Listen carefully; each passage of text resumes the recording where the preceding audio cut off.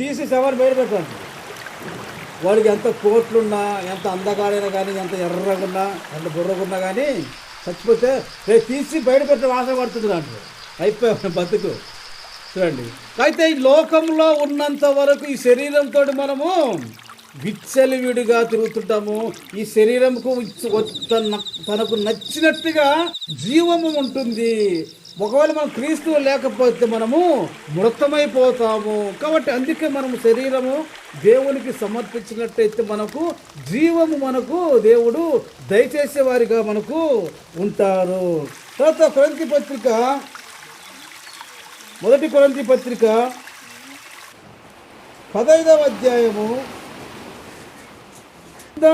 అలాగే శరీరం అంటే క్షయమైనదిగా విత్తబడి అక్షయమైనదిగా లేదు. కాబట్టి మన శరీరం ఎలాంటిదంట? క్షయమైనది. ఎప్పుడైతే మనం క్రీస్తులు ఉన్నట్టయితే ఏమైందంట? అక్షయమైనది ఉంటుంది. కాబట్టి నువ్వు క్రీస్తువు లేకపోతే నువ్వు అలాగనే నువ్వు చనిపోయేవారిగా ఉంటాము.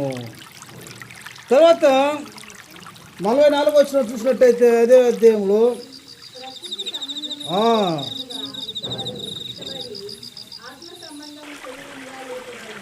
ఎన్నో శ్రమలు పడిండు, మన కోసం ఆయన సిలువ పడిండు, మన కోసం మరణించి తిరిగి ఆయన లేచిండు. కాబట్టి ఆయన మన ప్రాణమును పరలోకములోనికి తీసుకుపోవటానికి, నరకము నుండి తప్పించడానికి యేసుక్రీస్తు ఒక్కడే ఈ లోకములో ఉన్నాడు.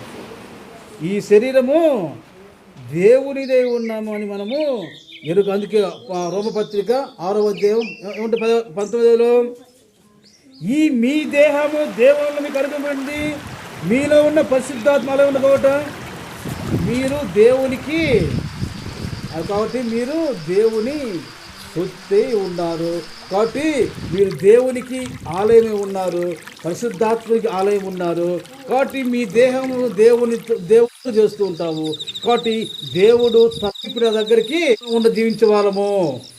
అందుకే హస్తకృతంలో నేను నివసించను అంటాడు దేవుడు. అయితే ఎలా ఎక్కడుంటాడట?